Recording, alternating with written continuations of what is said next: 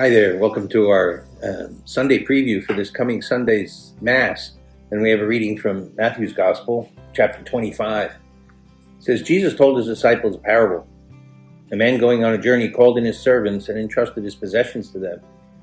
To one he gave 5 talents, to another 2, to a third 1, to each according to his ability. Then he went away. Immediately the one who received 5 talents went and traded with them and made another 5. Likewise, the one who received 2 made another 2. But the man who received 1 went off and dug a hole in the ground and buried his master's money. After a long time, the master of those servants came back and settled accounts with them. The one who had received 5 talents came forward, bringing the additional 5. He said, "Master, you gave me 5 talents. See, I have made 5 more." His master said to him, "Well done, good and faithful servant. Since you were faithful in small matters, I will give you great responsibilities. Come and share your master's joy." Then the one who had received 2 talents also came forward and said, "Master, you gave me 2 talents. See, I have made 2 more." His master said, "Well done, good and faithful servant. Since you were faithful in small matters, I will give you great responsibilities. Come, share your master's joy." Then the one who had received the 1 talent came forward and said, "Master, I knew you were a demanding person, harvesting where you did not plant and gathering where you did not scatter. So out of fear I went off and buried your talent in the ground. Here it is back." His master said in reply, "You wicked, lazy servant. So you knew that I harvest where I did not plant and gather where I did not scatter. Should you not then have put my money in the bank so that I could have got it back with interest on my return? Now then, take the talent from him and give it to the one with 10. For to everyone who has, more will be given. And the one who has not, even what he has will be taken away. And throw this useless servant into the darkness outside, where there will be wailing and grinding of teeth."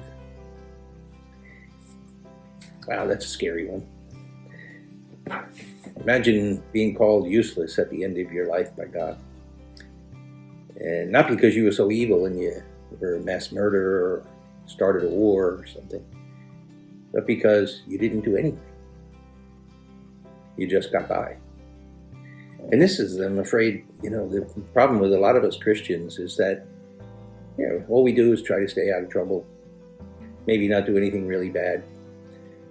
But unfortunately, we live kind of just for ourselves, when the reality is God's given us gifts and talents, and He's invested in us, and He expects us to do great things. And He doesn't expect everybody to do the same. That's obvious. He gives some more than others, more opportunities, talent, ability, potential. But He wants us to produce in proportion to what He gave us. And I think that's the sense of mission that we have to have as Christians. We have to have a missionary heart where we want to bring others to Christ. And it's not just a question of avoiding evil and getting ourselves across the finish line with a C- to get into heaven. It's a question of taking that faith that we have and sharing it and expanding it, and make it grow, and bringing other people into that circle of those who love Jesus. What the master says to the first 2, he says, "Come and share in your master's joy." The Lord wants to rejoice in us, bringing others to Him. And He's invested in us, and He wants us to do great things. What are you going to do to share in that master's joy?